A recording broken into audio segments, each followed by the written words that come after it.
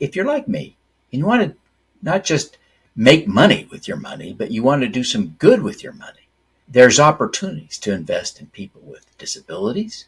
I invested in one of those deals just 2 weeks ago. A woman who is legally blind runs a vegan bake shop where she employs only people who have disability. And so I was able to invest in that deal. Very proud of that. We also see people who are, women and minorities. And trust me, the capital markets continue to demonstrate tremendous bias against women. So it's a big deal just to support a woman. Welcome back to the show, Disruptors. I'm your host, Aaron Hale, and this is Point of Impact. And in light of recent events, I think this episode is a pretty timely one.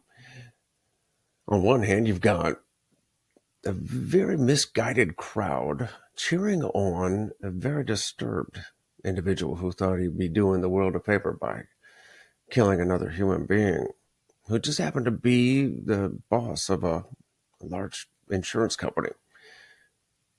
On the other hand, you've got today's guest, who is using his experience, expertise, and the crowd to do some actual good for the world. Devin D. Thorpe is an accomplished best-selling author, podcast host of the Superpowers for Good podcast, and he's the founder of Super Crowd Incorporated, which is a public, for-profit crowd fund who invests in underrepresented entrepreneurs that have got some great projects aimed at social good, actually making a positive change in this world. And some of these projects are pretty cool. Anyways, I'll let him tell you all about it. So here's my conversation with Devin D. Thorpe right now. Devin, welcome to Point of Impact. It's such an honor to have you today. Well, the honor is entirely mine, Aaron. Thank you so much for having me. It's an honor. It's an honor. No, you're too kind. And I tell you what, you're doing some pretty amazing things. But between the numerous books, speaking, and just the influence you've got, your own podcast that you're interviewing hundreds, thousands of incredible leaders, thought leaders, entrepreneurs, and discovering their superpowers for good and change in this world. But also, I'm really fascinated by the transformation from investment banking to this crowdsource investment. And it almost seems like you almost switch sides, so to speak. But can you tell me first, what was that journey like? You start off at more or less in investment banking, and so when did you make the transition? I built a whole career in finance around a goal of being an investment banker and owning my own firm, and did. And, I loved doing that. But at the same time, I always had, I say always, but from an early age, from the time I graduated from college, I had decided that my plan would be to have two careers. And that the first career would be focused on making money, and the second career would be focused on doing good. I now often refer to that as having impact. But that all grew out of an experience, really values that I learned as a young child. When I was 11, my dad took me to help dig muck and mud out of basements after a flood in southern Idaho. And it really was a life-changing experience for me. So that kind of framed my desire to be of service. And so when I was mid-career, sure enough, I got fired from the best job I'd ever had, got a nice little severance package. Nothing that would make the Wall Street Journal, but, still a little help to give me a runway on start launching my second career. And I did that. Spent a year in China, teaching at South China University of Technology, wrote another book about using money for good, and have taken the time since then. Because I have this finance background, I tend to think about how do we do good with money.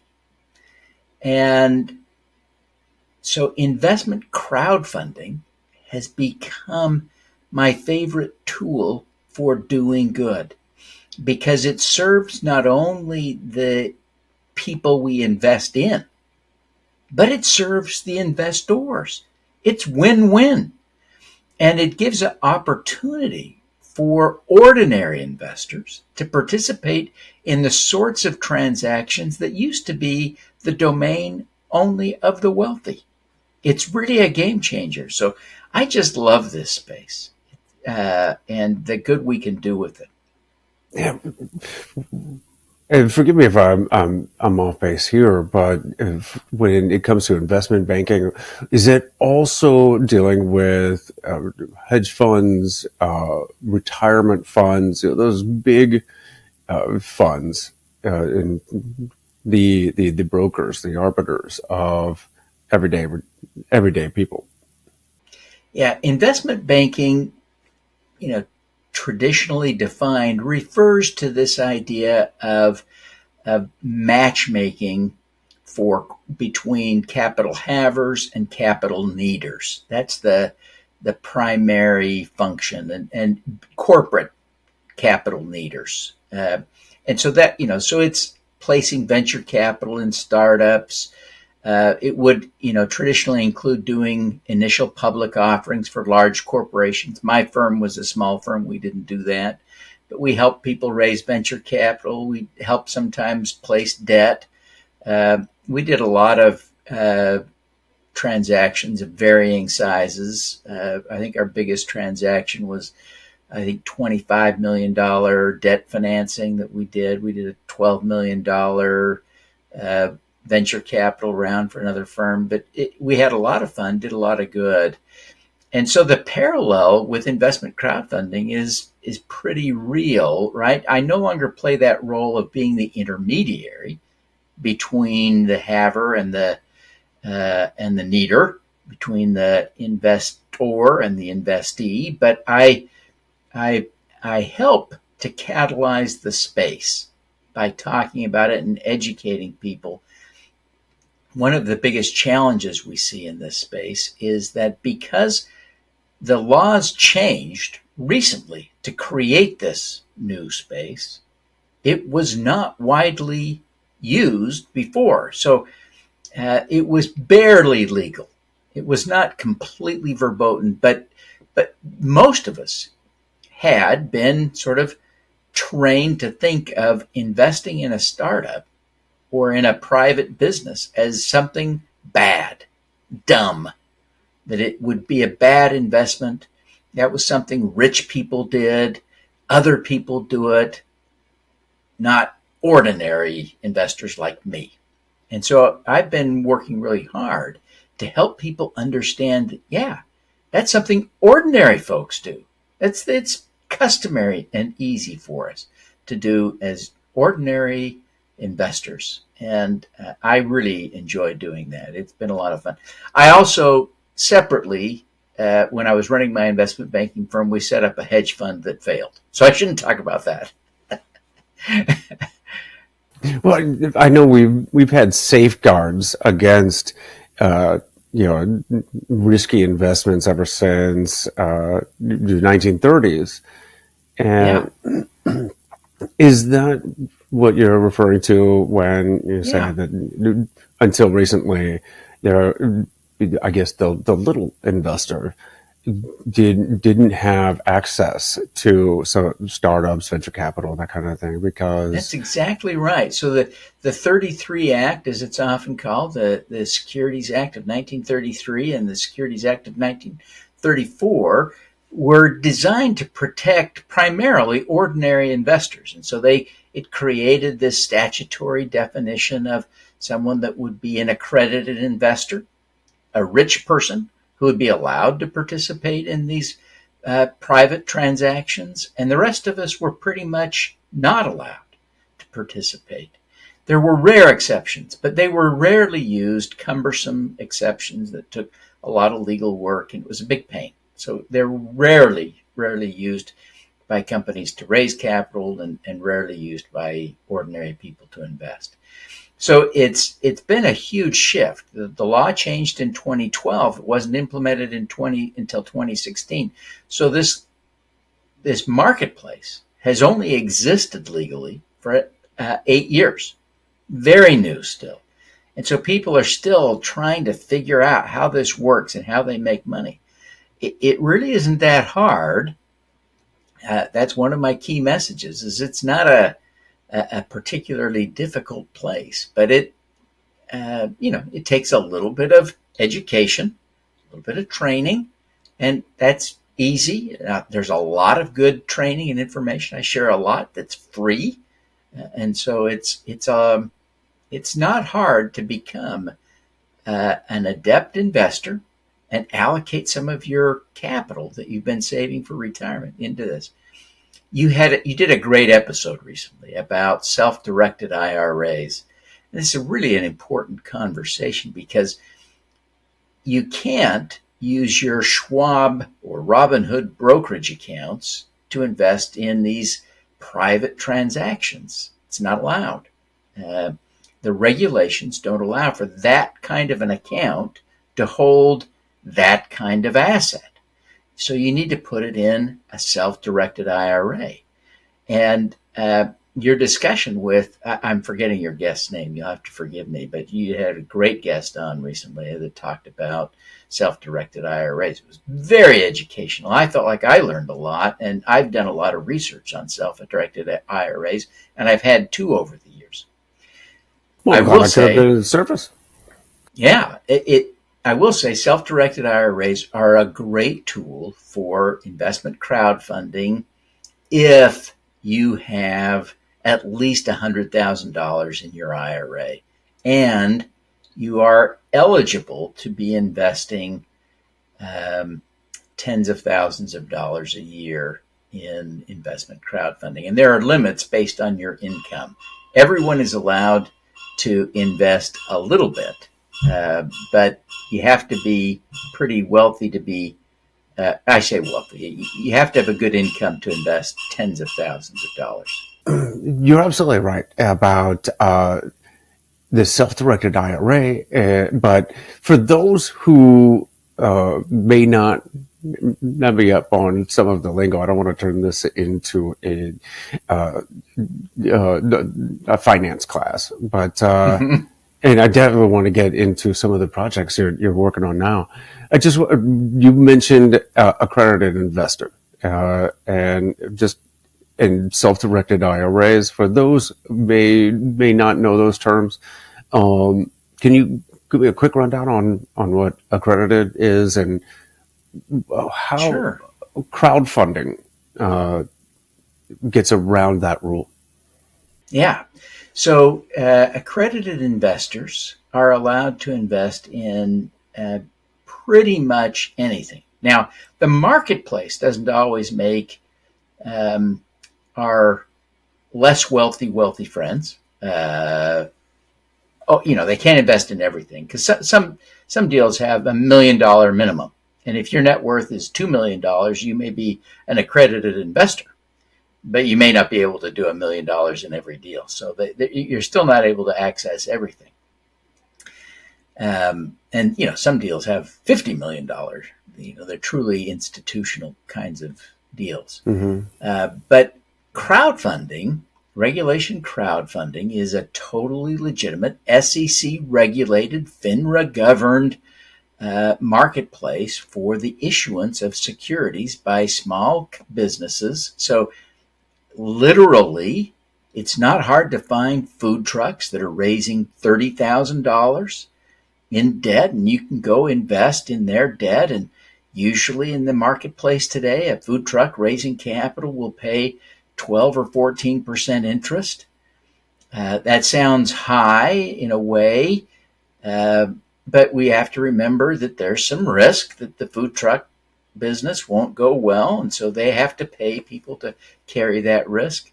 But at the same time, remember their primary alternative for a $30,000 loan is probably something that looks a lot like credit card debt, or maybe even more expensive than credit card debt. So the marketplace providing 12, 14% interest loans is really a win-win for investors and for the food truck operators. But you can also invest in startups that are building the fanciest technology. Like there's an offering right now that's raising capital from the crowd to build electric cars, and they claim to have a completely novel construction, building process, and that they will begin delivering cars to consumers this year. And you think about the process involved in bringing EVs to market. Other cars, like I'm invested in one that raised capital from the crowd called Aptera. They raised their first capital from the crowd, I think, 5 years ago. On this go, it was a company that went out of business a decade ago and then relaunched. On this attempt, they started raising from the crowd 5 years ago. They still have not sold a car. I'm a big fan. I'm waiting for my Aptera to be delivered. But so anyway, we have the full range, right? From high tech, exciting companies, and you can invest in their equity, down to the simplest, bare bones, small businesses, from food trucks on up, the whole gamut. And it's so exciting. And if you're like me, and you want to not just make money with your money, but you want to do some good with your money, there's opportunities to invest in people with disabilities. I invested in one of those deals just 2 weeks ago. A woman who is legally blind, runs a vegan bake shop where she employs only people who have disabilities. And so I was able to invest in that deal. Very proud of that. We also see people who are, women and minorities. And trust me, the capital markets continue to demonstrate tremendous bias against women. So it's a big deal just to support a woman, because she is not getting a fair shake in the marketplace in any other other aspect of the market. So we got to be deliberate about that a little bit. And, I can invest in things that I think are going to help the planet, like EVs and vegan bakeries. I can invest in, just so many cool things, so many ways to advance things that I think are good. And it's so easy to do. Now, have you found that there's a challenge in, marketing to investors on the crowdsourced side versus, it's almost, it's like more volume for smaller dollars versus on both sides. You've got the investor side and the borrower side. So it seems like there's a little more volume. You're exactly right, Aaron. It is more difficult in some ways to raise capital from the crowd. There is this huge marketing effort. But some of the alternatives, now, let's be clear. If you can qualify to walk into a bank and get a loan at 8%, it's hard to beat that, right? So you should probably do that. But very few businesses do. I was the chief financial officer of a global food and beverage company that had nearly $1 billion in revenue, and we had a hard time borrowing $5 million, right? We were generating $5 million of cash every month and had a hard time lining up $5 million of credit. It is hard to borrow money from a bank. So let's be real. The alternatives then start to get expensive, or unavailable. Startups that try to raise money from venture capitalists, often you run the real risk when you're raising capital from venture capitalists. You can ask 300 and get no's from all of them. You may never raise venture capital. Here's the thing about raising capital from the crowd. Every business that puts in an honest effort to raise capital from its crowd, from its community, can raise some. I will admit, not all can raise enough to be helpful, but all of them can raise some. It's just that it's essentially a guaranteed source of capital. That's kind of encouraging to know that there is a place where businesses can go to raise some money. Again, I admit, not always enough to be helpful, but it is a source for everyone. A lot of work, won't deny it. Well, also, I think it's an incredible marketplace for alternatives to your blue chip stocks and treasury bonds and municipal bonds and all those things that you would find in your go big bucks brokerage. Yeah. And what you're doing though in excuse me, what you're doing in particular though is channeling these funds into projects, into companies that are making some sort of social or beneficial change to the world. Can you tell me a little bit more about the types of projects that are being invested in? Yeah. I'll tell you about some that I have invested in. And, it's a pretty wide gamut, pretty broad range. I mentioned Aptera, and it is a favorite. So I'm going to come back to this one, tell you a little bit more about Aptera. But Aptera makes solar-powered cars. Now, no car can meaningfully run on solar power in real time, right? Because the solar panels required and the energy required to move a car with people in it is just too much, right? You can't get there realistically. That said, if you park your car in the sun, you can generate enough energy with the Aptera to drive 40 miles a day, which is enough for your commute. So if you park your car outside in the sun at work, drive your car less than 20 miles to work and less than 20 miles home, you have a car that you can commute to work in that will never need to be plugged in. Zero fuel. Now that's a pretty cool car. It's a three-wheeled car, technically an auto cycle or something, but it's a car.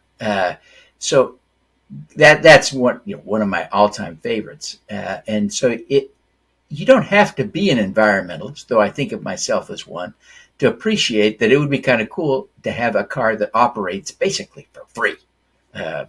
So very cool. But I mentioned the vegan bakery, this woman that's legally blind in Oregon that has this great bake shop, and she makes vegan food, which I'm a big fan of vegan eating. It's environmentally friendly. It's also friendly to the critters, and arguably healthy, although I'm not sure pastries loaded with sugar are especially healthy. But it's it's a good thing in many ways. So that's the kind of thing. But we've also invested in a company that sourced. You'd appreciate this one, I think, Aaron. It sourced nuts and other dried fruits from Afghanistan, and the deal was all of the products were processed and produced, packaged, everything there in Afghanistan by women. And in Afghanistan, I suspect from maybe your firsthand experience there, that women are sometimes not treated equally, especially in a post U.S. influence, right? The Taliban rule has been hard on women. And so as a result, what we're seeing is that these women are really struggling. And so these products, at the time I invested, I could order them. It was right after I invested, right after the U.S. pulled out of Afghanistan. They were just in a panic on how they were going to keep the business going. But I could still order the products from Amazon. So I ordered some products. They were delicious. I've ordered them since. The company, I invested in what is a convertible note. The company exercised its option to pay off the note with interest at a very generous rate after about 20 months. And so I got all of my money back plus generous amounts of interest on this investment in about 20 months. Great return on investment. And I knew I was helping women who were in really a challenged situation. It was really just so fun to see that one. So that was a great example of one that worked. That's incredible. I mean, that's an amazing story all on its own. Yeah. I tend to invest a lot in environmentally friendly things. I love to invest in healthy things. It's a little bit challenging.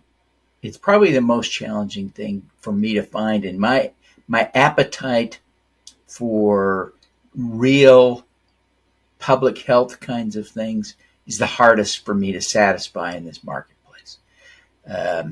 The cost of drug development, which is really one of the primary tools for public health, is so great that the limits on capital raising from the crowd prevent that from being a super effective tool. So it's not used very often by the most credible folks. So we sometimes see people at the fringe who have really novel, sometimes thought of as crazy ideas, trying to raise capital from the crowd for their new vaccines and drugs. And we probably need to fund some of those crazy ideas. You never know what might work, right? So but it's harder for me to find stuff that I ultimately conclude is worth the investment in that space.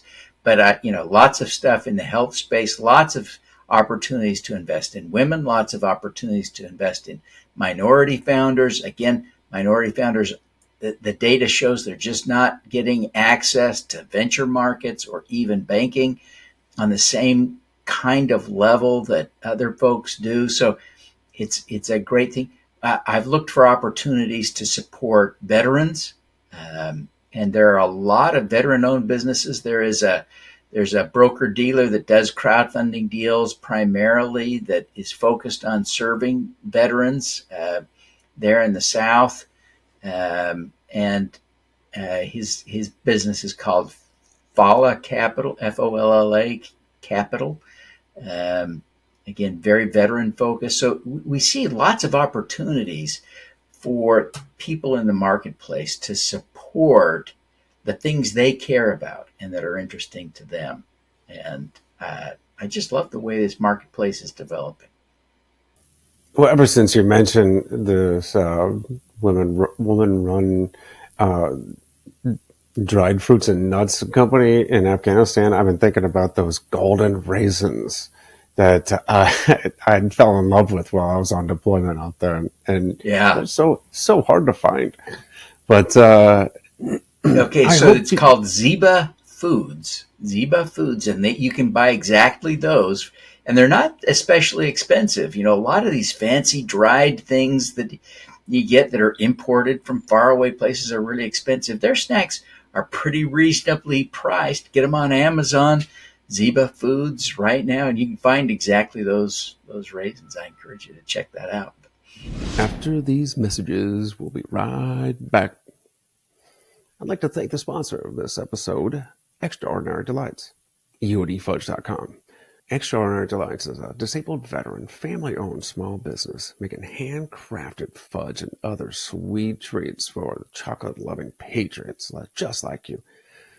Go to EODFudge.com and check out some of our delicious flavors like triple threat chocolate with or without walnuts, mint dark chocolate, strawberry and creamy white chocolate, or my personal favorite, American Pick-Me-Up, an all-American version of tiramisu.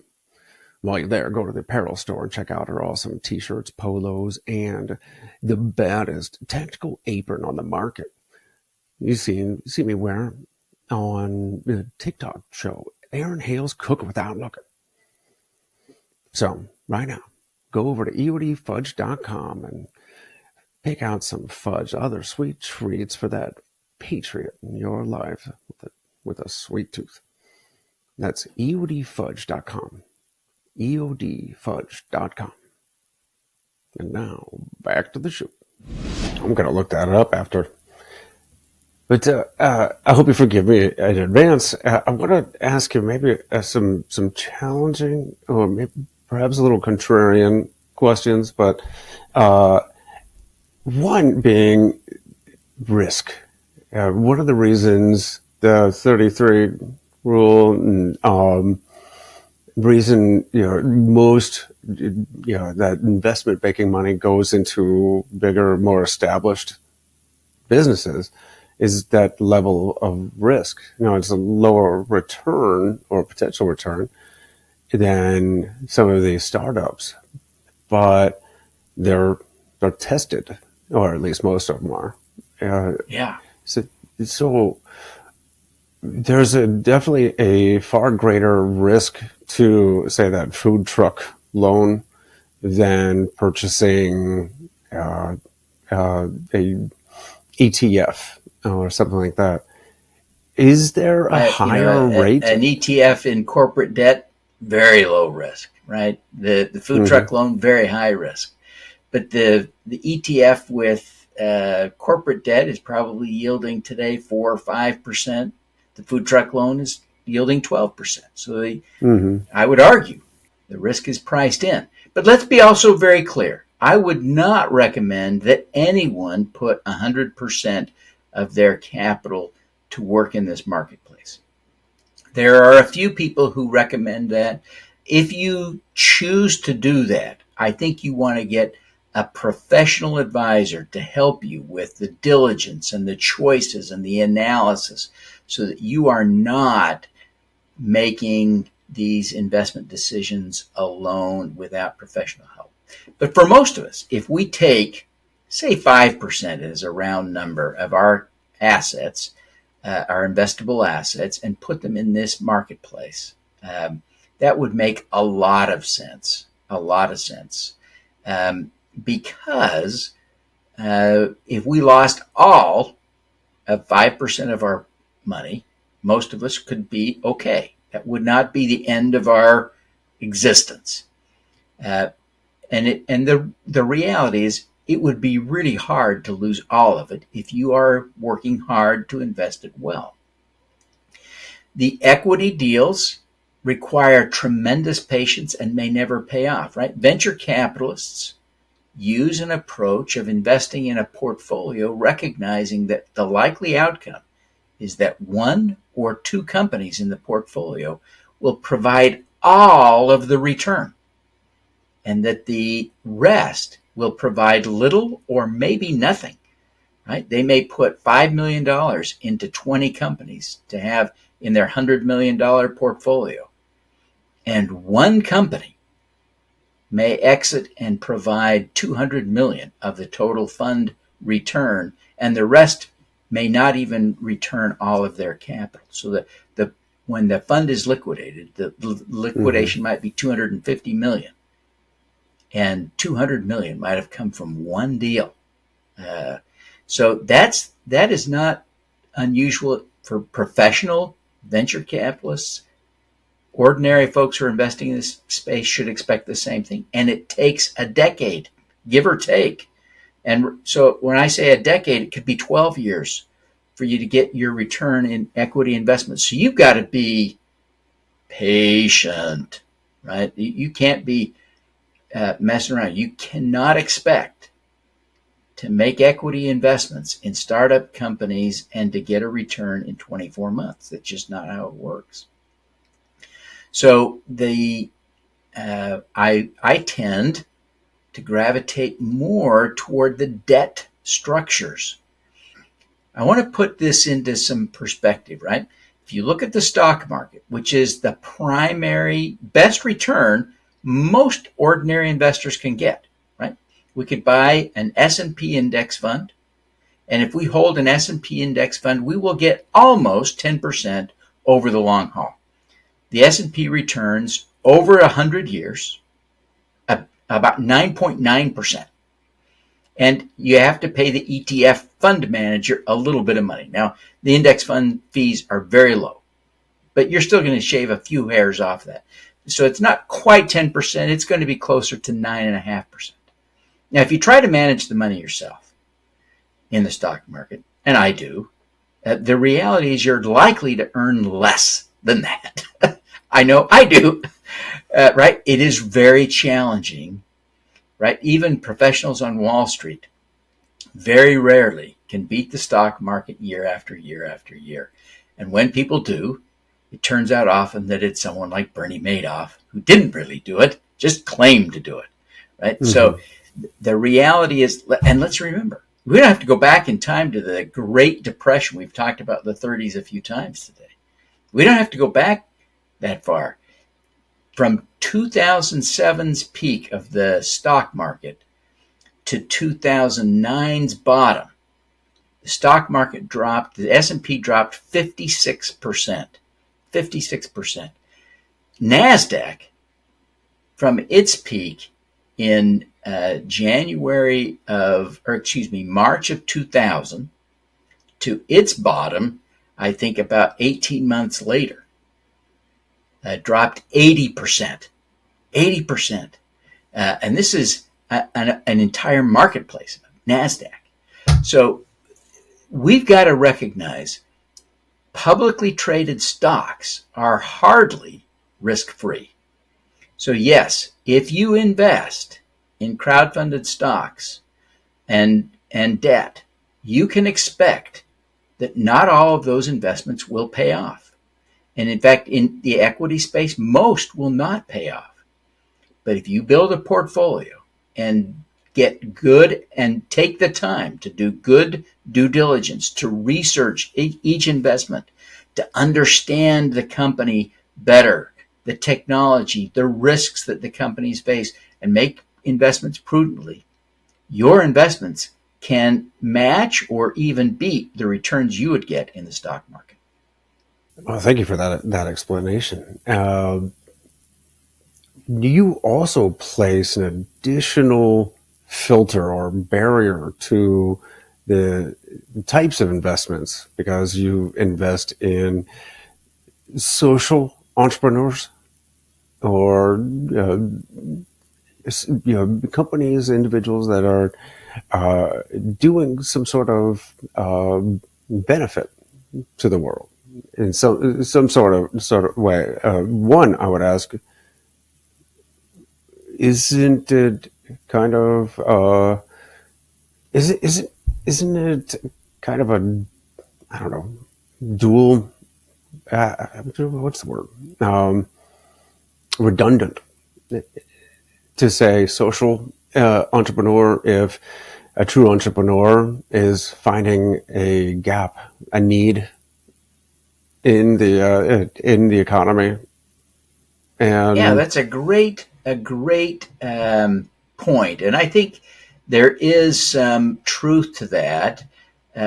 But some of what we see in terms of gaps in the marketplace are gaps that are not public service type gaps, in that there isn't a public benefit. Let me give you an example. Figuring out a way to help corporate clients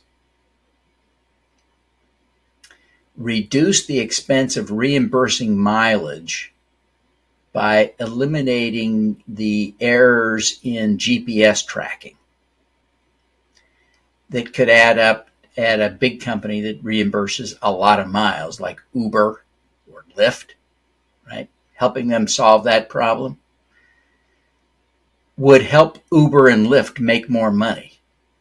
And it would take that money from the drivers who might be occasionally, randomly getting a little bonus because there was a GPS error that recorded them driving a little farther than they actually drove. So I hadn't considered that. It's hard to argue there's a social benefit to that service, but there is genuine value in solving that problem for the corporation. Mm-hmm. So, yeah, there's no question. When we help any entrepreneur with startup financing, that is a benefit to that entrepreneur and the people that he or she will hire, and that is really noble. But I look for an additional layer of impact, either by serving an underserved founder or someone who deserves special attention, a veteran, for instance, or looking to support someone who is doing something that solves a social problem directly, like a public health benefit or an environmental benefit, those kinds of things. I hadn't considered that GPS to be an issue, except I think there would be thousands, hundreds of thousands of runners out there that would appreciate getting their mileage right on the wrist, being a runner myself. Yeah, sure. But also, does that additional layer of investment filtration criteria when investing in the social or public good, is it sometimes does it ever come in contradiction or to your fiduciary responsibility to find the best investment for the money? That's a really good question. And a lot of people have struggled with this. And there is growing data that filtering for these kinds of things can actually have a positive impact on financial returns. The jury is still out. I'm not going to say that it's, the data is overwhelming and clear, but I certainly believe that I can make a good case that you can, if you apply good due diligence that scrutinizes not only the impact, but also the financial prospects for each investment, you can beat the stock market with crowdfund investing with an approach that includes or even prioritizes social impact. So yeah, I think we can get good returns.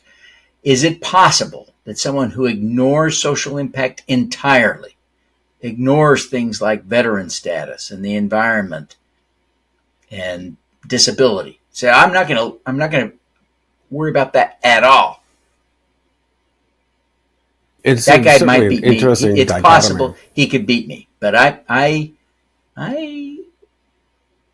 think due diligence can overcome that.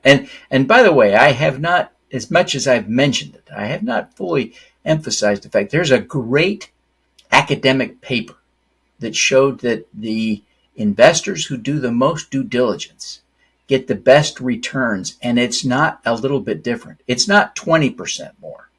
It's not 50% higher returns. It's like 4 times the return, right? Can you imagine a 4x better return? Due diligence is the key. I want to emphasize that.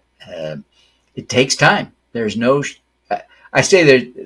shortcuts. I'm working really hard to create shortcuts, because if you're only going to invest $100 or $1,000, you can't spend 50 hours on due diligence. That would be nuts. But what we can do is work in groups.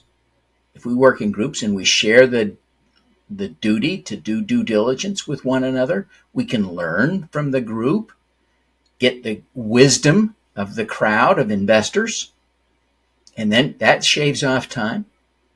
I use artificial intelligence a lot to help me with due diligence.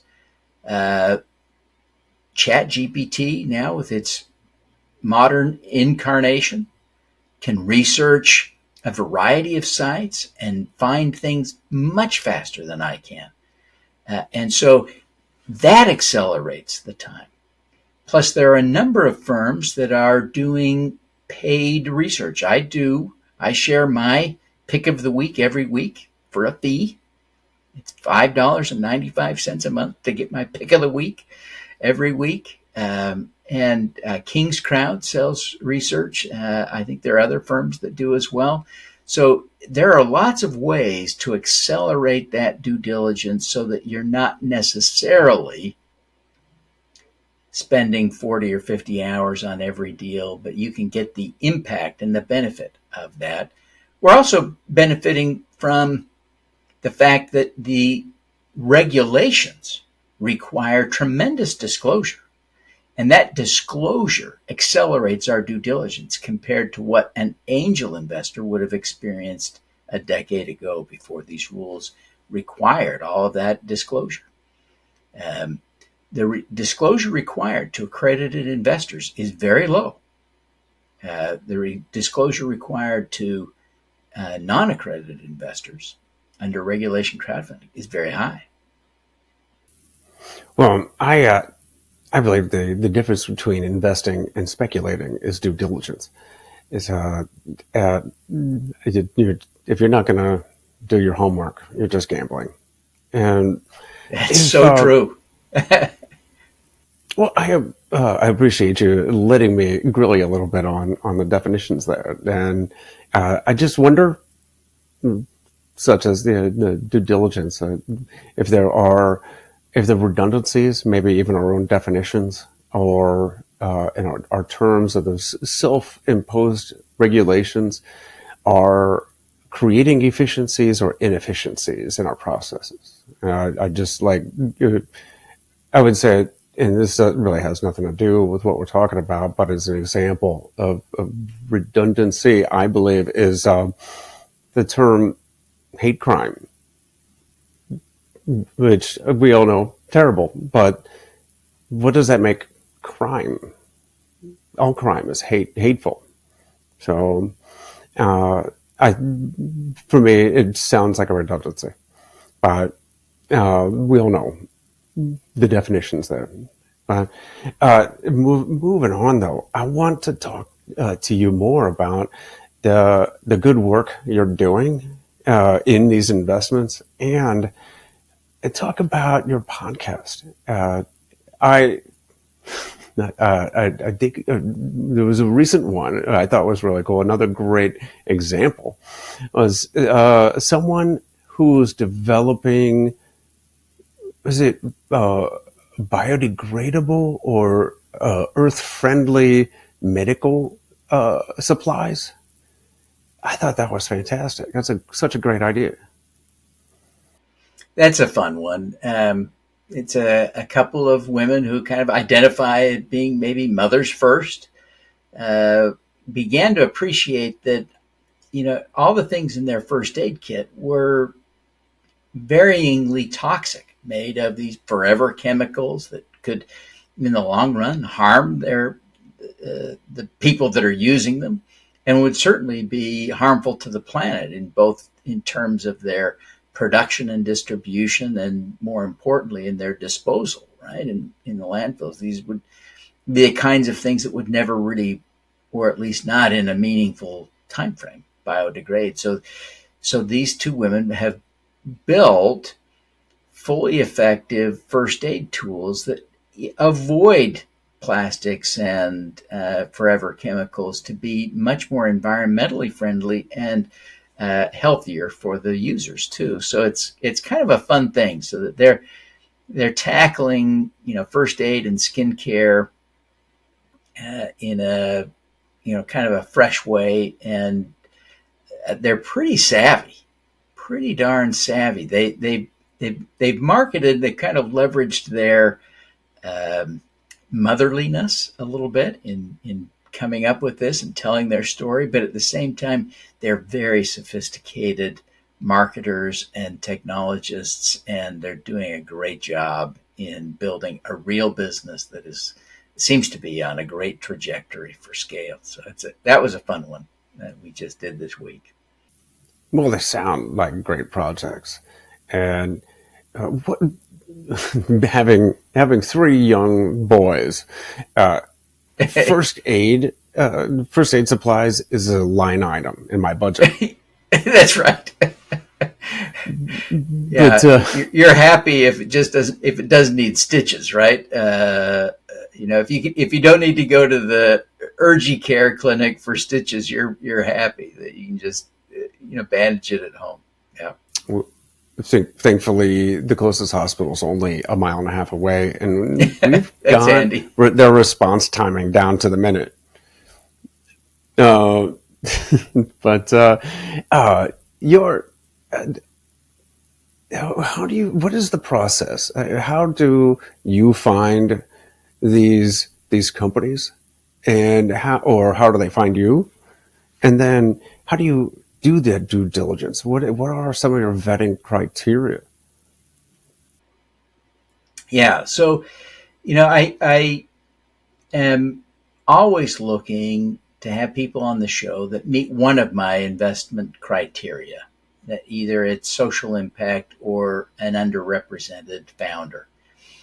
And so that's a primary criteria for being on the show. And it's not hard to find. We put together a list every week of the new offerings that fall into these categories. And so every week there are about a dozen new offerings. Now, I hope someday that list will be 10 times that. But right now it's about a dozen new offerings every week. So there are plenty of choices.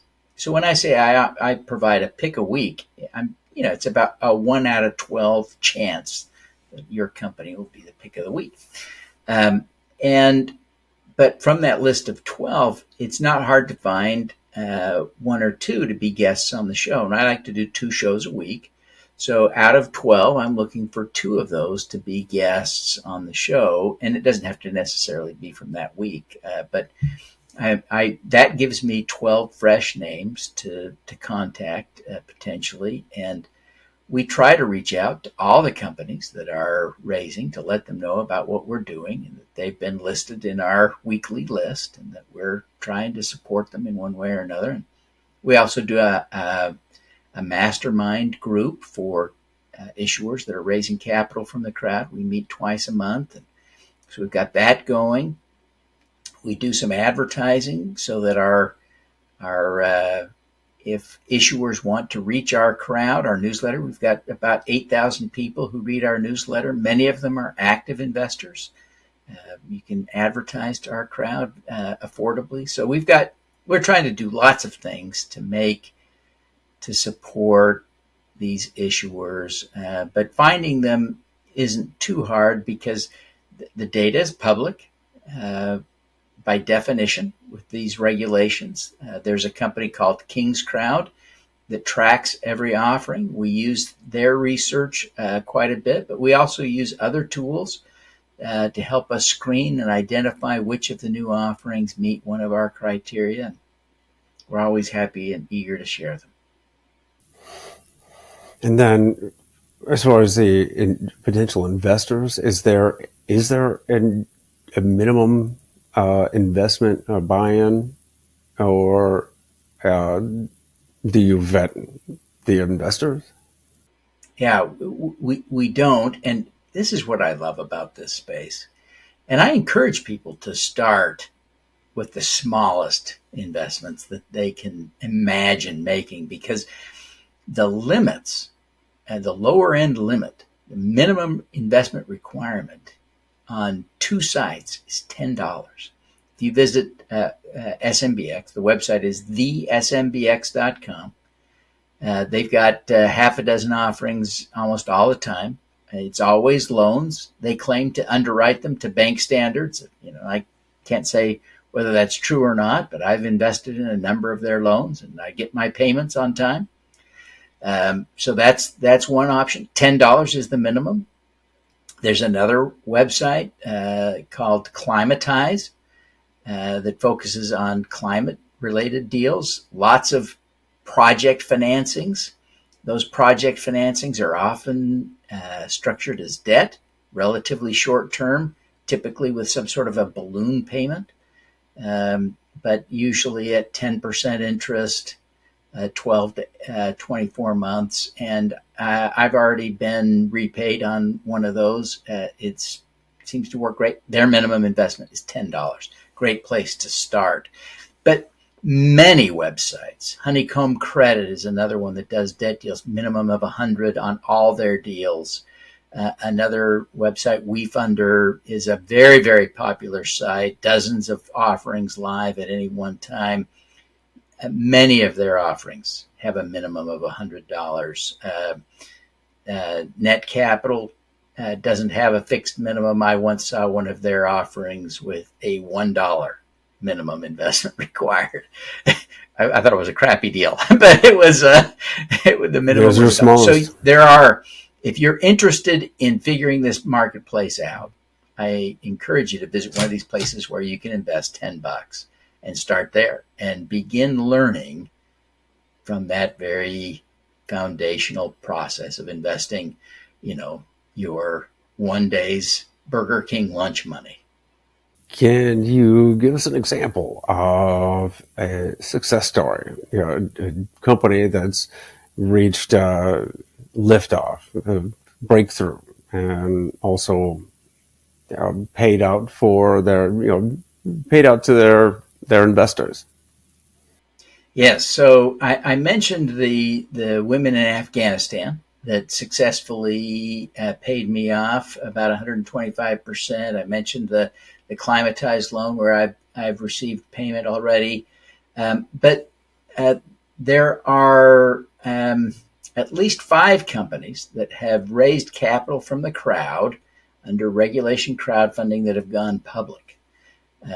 And so that's usually a sign that there are good investment good returns to investors. We're still in early days. And so, the great sexy stories, not a lot yet. But remember, as I said, these investments, the equity type investments, take about 10 years to mature. And so when we're talking about a marketplace that has only existed for 8 years, many of the companies that have been raising just haven't had a chance yet to fully mature. I'll give you an example of one that raised capital on Substack. I think in 2023, they raised $5 million in one day. It's a company called Substack. That company hosts my newsletter and podcast. So you can watch my show there and stuff. But, that's a company that is on its way to the moon. But it did that crowdfunding raise after it had raised tens of millions of dollars of venture capital and has $1 billion plus valuation. There's a company called Boxable that's raised tons of money. Start Engine itself, which is one of the popular crowdfunding sites, has raised tens of millions of dollars at $1 billion plus valuation. So there are some signs that there are companies out there that are doing quite well. That also raises one more question about that, and it's given the fact that it's a smaller market, is it more difficult to sell an investor shares if they want to cash out? All private company shares are difficult to sell until there is a liquidity event.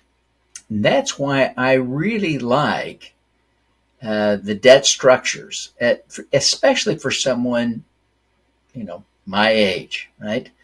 I am at an age, an economic circumstance where I expect that I will probably spend my money before I die.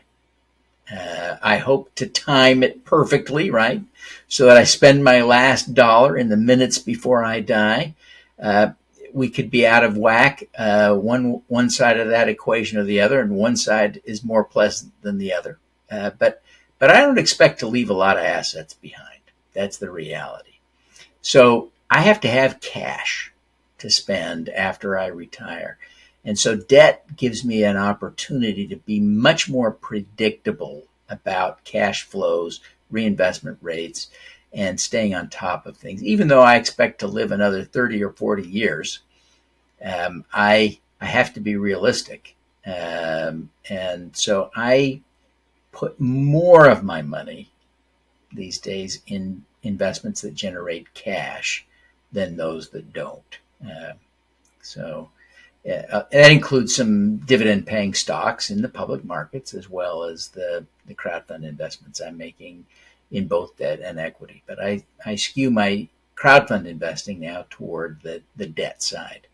Any of these companies you're investing in working on human longevity?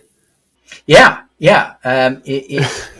We see that. We see some companies doing some of these trendy things like nootropics and other things. So yeah, it's there are fun things. If you are interested in a particular space or industry like longevity and other things, yeah, you won't always find one of those companies offering at any given time, but over time, it's not hard to find something in Well, your that was niche more or interest.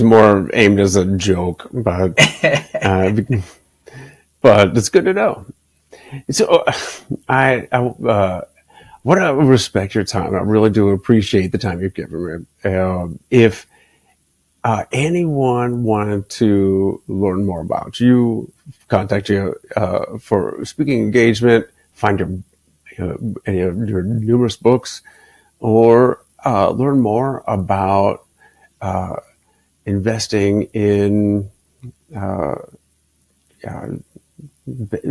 social entrepreneur ventures, uh, where can they find you?